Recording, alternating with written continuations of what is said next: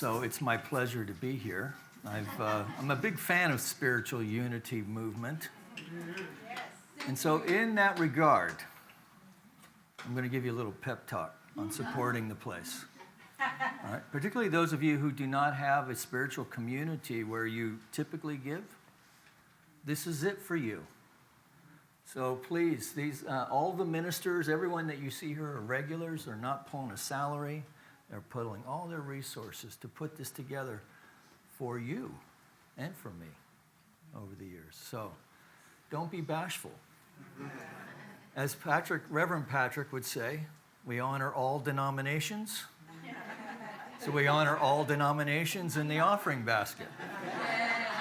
Or something like that. Yeah, okay. Anyway, it's better when he does it. So, and then I'm going to let you know what we're going to do here, so then we won't wonder about that. But first I'm going to point out that along here, the floor is a little uneven. So if you come over here and you feel like you've just had a drink, it's not you. All right? And so what we're going to do is we're going to put anyone that you would like to write into the Ancestral Remembrance book. Okay? Now, we have a much bigger crowd than I thought we would have, so kind of let that be a judge. But I wouldn't put a big old line in here because some folks might have 5 or 6 names, right? And so we're going to, and if you've brought a remembrance, a photograph, a bottle of tequila, maybe a cigarette or 2, right? A little salt and lime maybe, whatever it is. So you bring that up with you. And then just make your way up. There's a railing right here. Please use it. And then you can light the candle up here and place it wherever you like. Okay? And then we're going to have a little meditation before that. And I need to shut the hell up at what time? Like 30 minutes? Yeah. Okay, with the meditation. Yes. Okay. All right.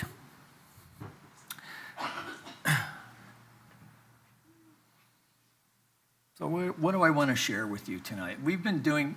Burl, can I ask you to close that door in the back first to keep the energetic here in the room? And if you feel moved when I get to the storytelling part, if you feel moved to like...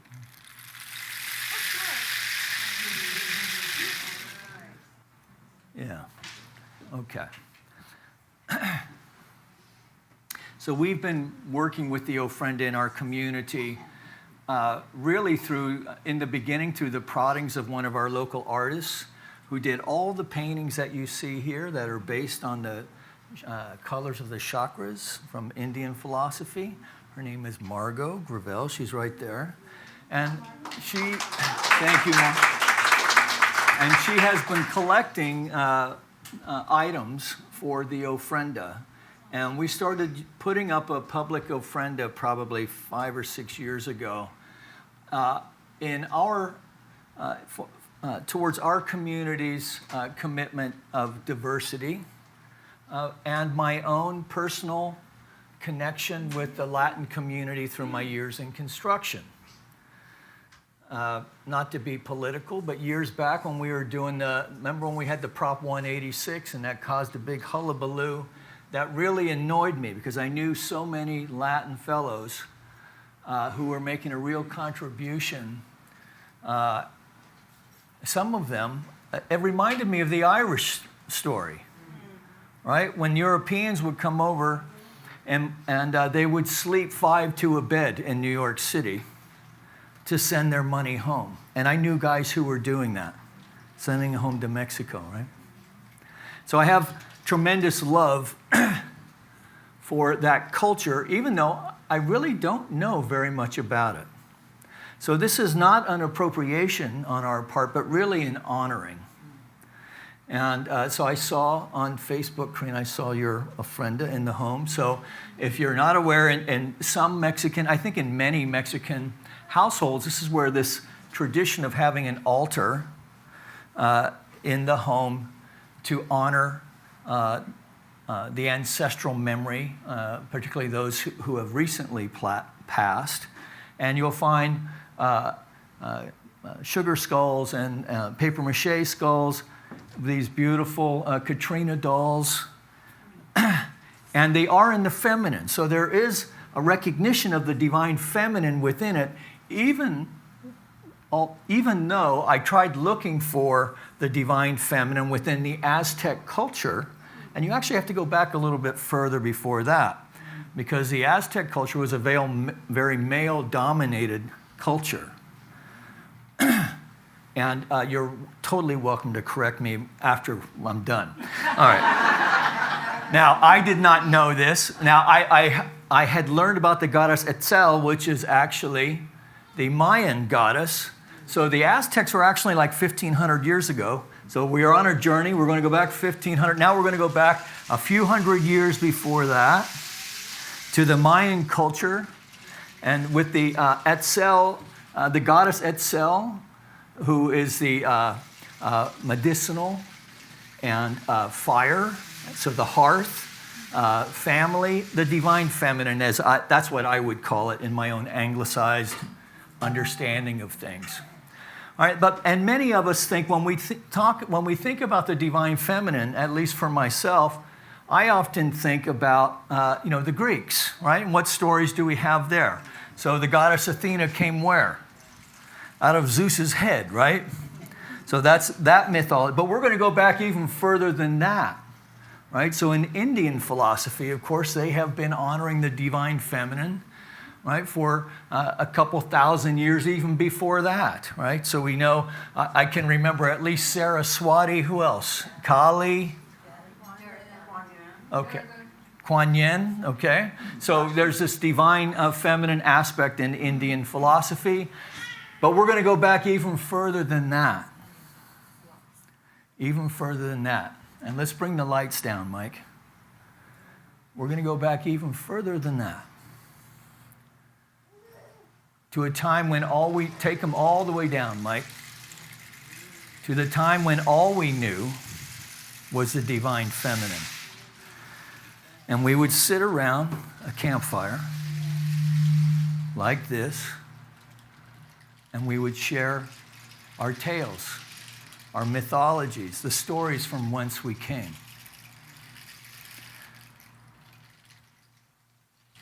Now, in ancient cultures, it was believed that all of life emanated from the earth itself, from the dark caves. In fact, caves were seen as sacred. And this is why we know when we found the cave paintings, which are the latest manifestation of humans moving into these spaces, right? They're the last guys who are in there, not the first guys, right? Because have you noticed how really beautiful those paintings are, right? Well, somebody started with a stick painting, I'm sure, like, hundreds of years before that, maybe thousands. Yes.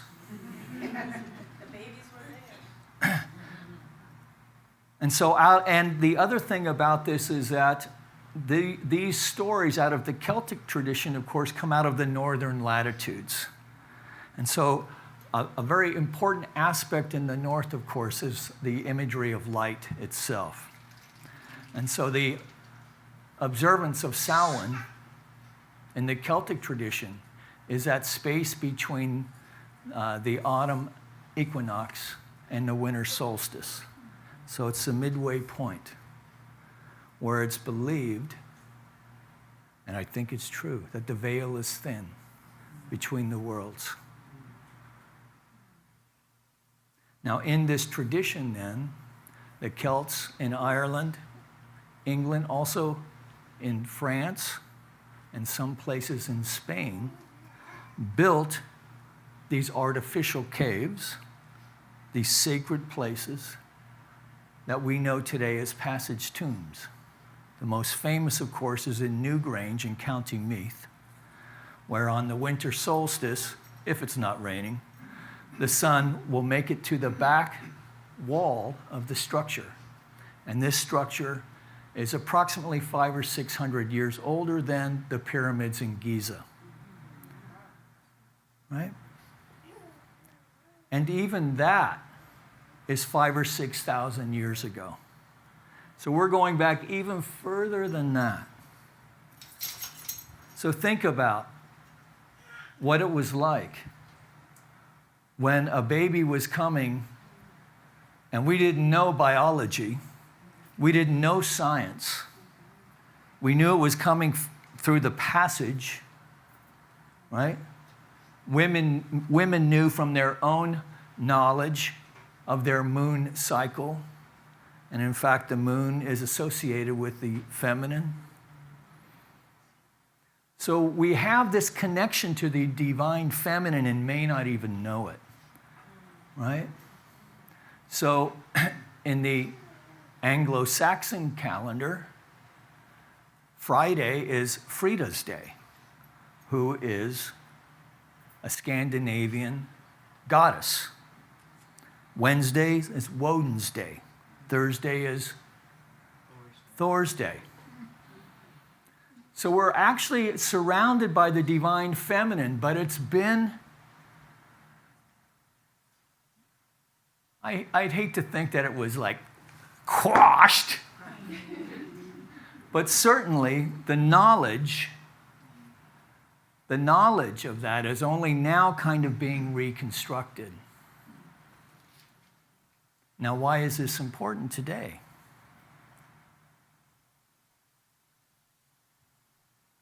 So the teacher, Ernest Holmes, after many others, but let's go back to Indian philosophy, which recognizes that there is a masculine and feminine aspect to life.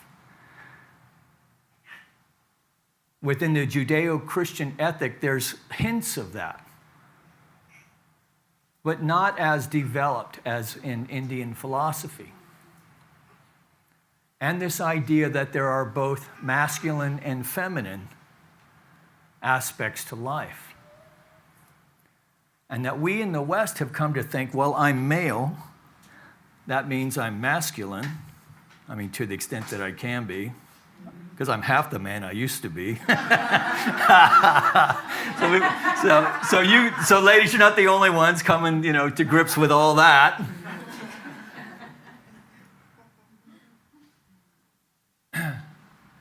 And the feminine. And now we're seeing our children are talking about this idea of gender fluidity, which I think really is an exploration of what it means to be male and female. And so some of us are kind of freaking out over some of that stuff. But I've freaked out over a lot of stuff in my one little single lifetime.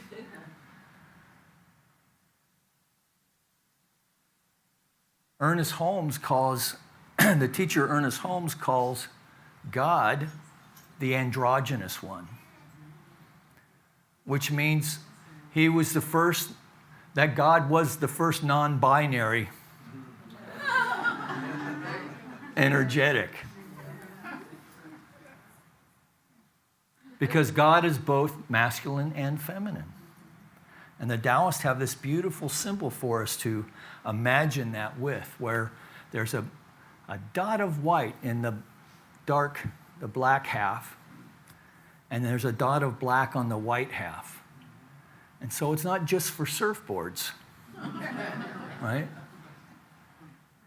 But it's a beautiful representation of how to visualize that experience that we know of the divine, that each one of us has a uniquely different understanding about that.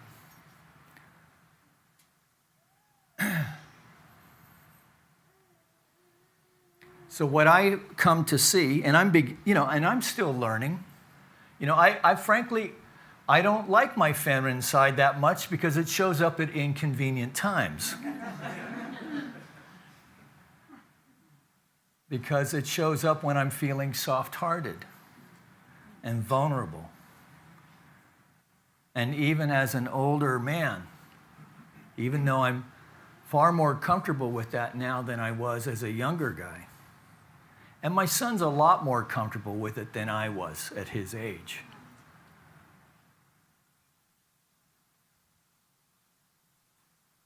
And I think what that is that men now are learning that we're not being broken. Our hearts are not being broken, but our hearts are being broken open. Right? And as we come to grips with that and learn to be softer, even within our huff and puff and blow your house down reactivity, right? I think really what is being called, what we're seeing in the world right now, is this demonstration of pent-up trauma, right? Ancestral trauma. So the writer Resmaa Menakem spoke to this in the book My Grandmother's Hands. So it's not just about enslaved peoples. That's the most obvious trauma that we can recognize in the modern era. But the truth is that all the white races have slavery and enslavement and the trauma of centuries of wars. In England, that tiny little island, there was 100 years' war over Catholics and Protestants fighting over who's got it right. Right? Well, once you have 47,000 Protestant denominations and several Catholic denominations, I guess they're all right. We're seeing the combined trauma of what's going on in Israel and Gaza right now. Tragic. With the Rus and the Ukraine. This is ancient, ancient stuff. And it's encoded in our DNA. And we're coming to terms with this, and now there's good science behind it. It's not just about feelings and musings and anecdotal evidence. And so we really are called to be more. And for our men, it's not only about being more soft-hearted, more sensitive, learning to listen, but it's also about our women supporting us in that role. Because it's a total upending of the unspoken agreement that we've had for generations.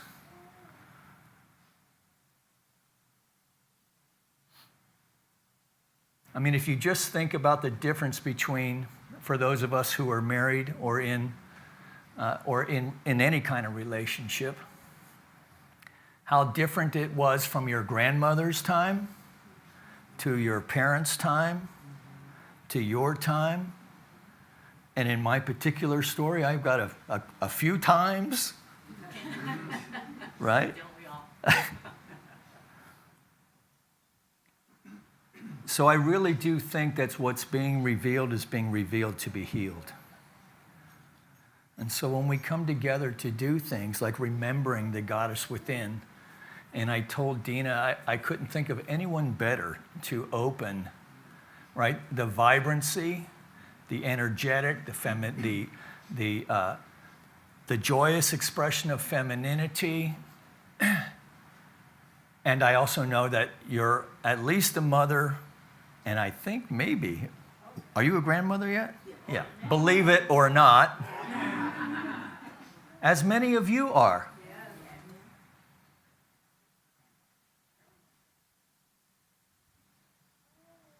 So we have the ofrenda now, and it's that the Celtic observance of Samhain, which is where we get Halloween, made its way with the Spaniards into what we know today as Mexico. And so this is the observance of All Souls Day, which is the recognition that the veil is thin. that if we open our hearts to the ancestral memories, to the ancestral wisdom that's within us, to know that it's there, to honor it, and to know that it is within others as well. So I wanted to close with a poem that I just discovered last night by the 15th century poet, Persian poet, Rumi. And Rumi often spoke of the divine in terms of the lover, the beloved, right? Where it sounded, well, for an old redneck like me, the first time I read it, I was like, well, what's he talking about?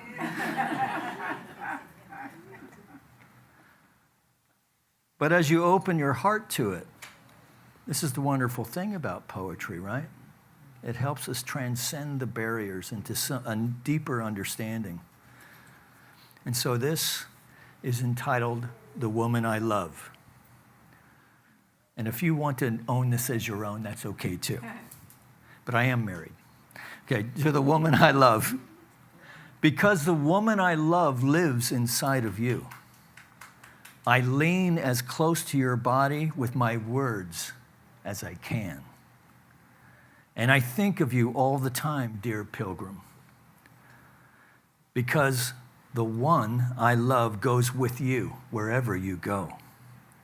Hafez will always be near. If you sat before me, wayfarer, with your aura bright from your many charms, my lips could resist rushing to you, but my eyes can no longer hide the wondrous fact of who you really are. My lips could resist rushing to you, but my eyes could no longer hide the wondrous fact of who you really are. The beautiful one whom I adore has pitched his royal tent inside of you. The beautiful one whom I adore has pitched his royal tent inside of you. So I will always lean my heart as close to your soul as I can. And we're okay with kids here, right? Okay, so parents, you can relax. You're welcome here. The beautiful one whom I adore has pitched his royal tent inside of you. So I will always lean my heart as close to your soul as I can. So let's take a deep breath and release.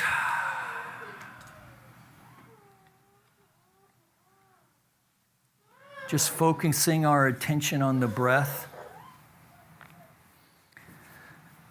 I'm going to ask Burl to give us a heartbeat or whatever you're moved to do.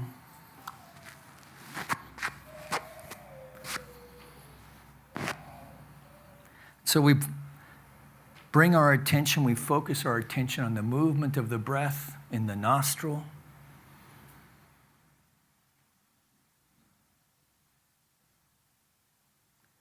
And we allow this to focus our thought. Releasing any attention to what comes next. How long is this going to take? I left the laundry in before I left. Releasing all of that and just being here now. So with each in-breath, we allow the heart to open. And to open to the divine feminine within, guiding us to the wisdom of our ancestors, all the way from this present moment through the eons back to Africa itself, from which we all emanated.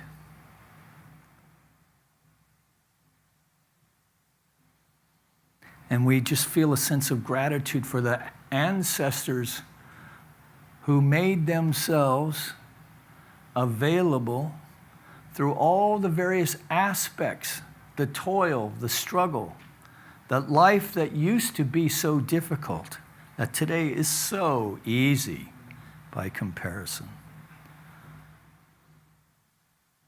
We feel a sense of gratitude for all of them. Those parents that we were in conflict with, those who may have even violated us in some way, or violated our ancestors in some way. We're in this open-hearted moment now. We take a deep breath, release that. Another breath of release. And we let the feelings come forward.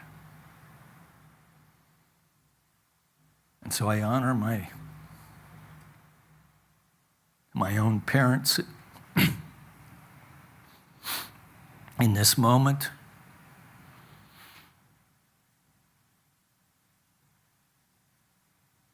My Uncle Jimmy. All of these have passed in the last 3 or 4 years.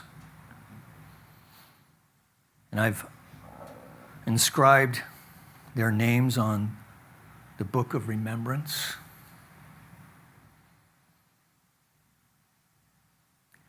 And I just want to give witness to the gift of life that they have afforded me so that I could be here to know and appreciate you.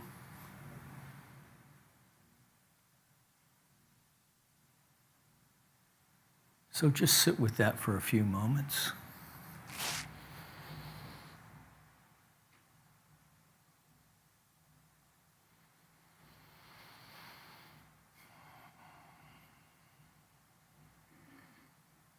And within our hearts, we bless this ritual this evening.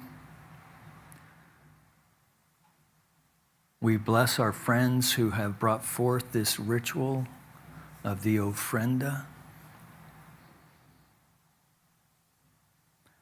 for us to experience this moment of soft-heartedness, of remembrance.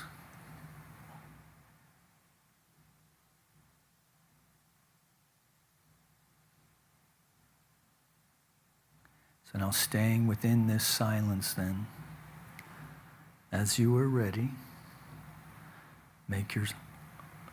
come on up to the book, inscribe the names you wish to honor there, or you can simply make your way to the ofrenda with a candle if you choose to. This is your experience. Taking a deep breath. And so we sit in the silence until everyone is finished honoring everyone on their path through this ritual here this evening. So come forward as you're ready.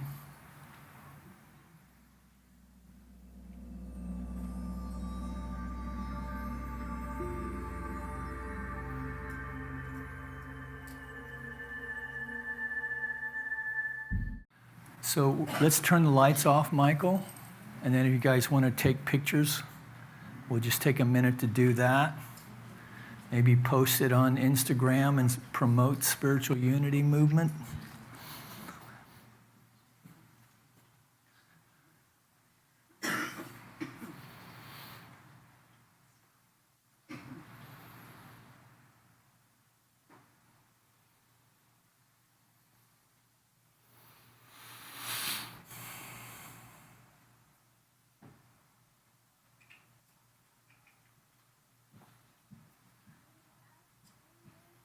And that's hashtag Patrick Harbula.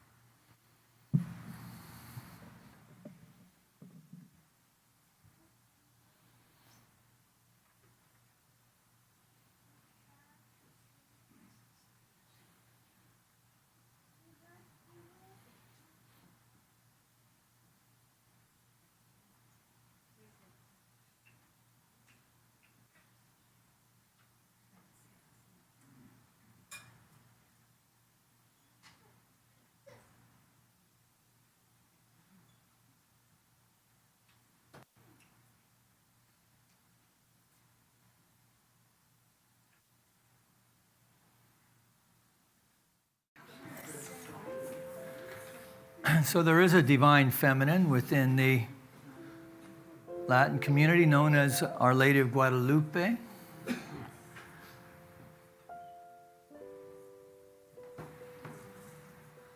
The mother of Jesus, who some will be venerating here in a couple months.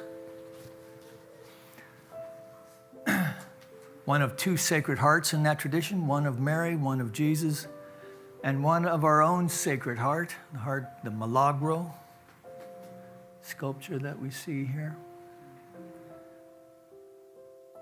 So we just take a deep conscious breath together as we acknowledge that our heart has been cracked open.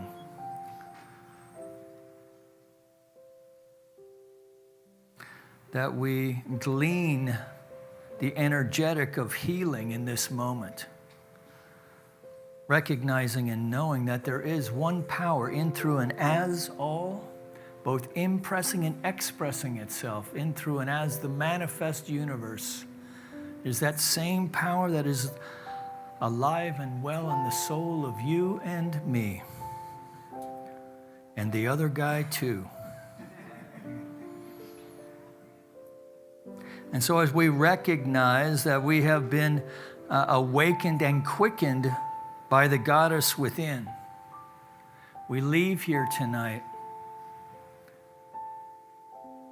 knowing that we have been shifted and lifted into experiencing the world in a more loving,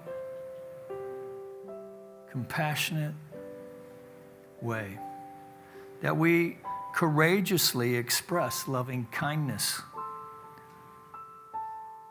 to ourselves for our own transgressions and to others as well. So as we leave here tonight, we arrive home safely and in good order. That as our heads hit the pillow tonight, that we drift off easily and effortlessly into the dream state.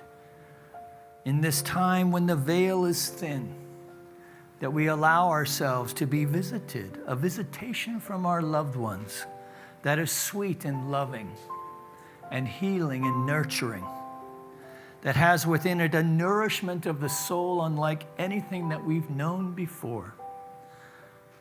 So we sleep deeply, restfully, dreaming sweet dreams, that we awaken feeling restored, refreshed, revitalized, full of vim and vigor and a zest for life.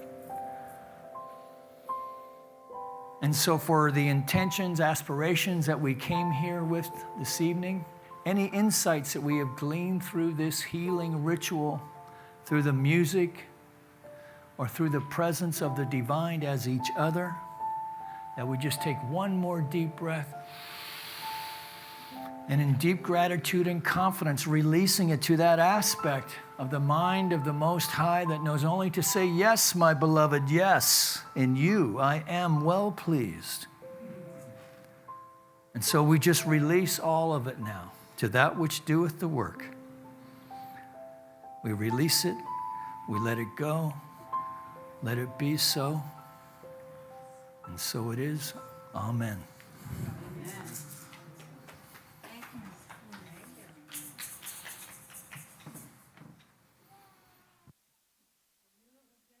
Magical, but not this magical.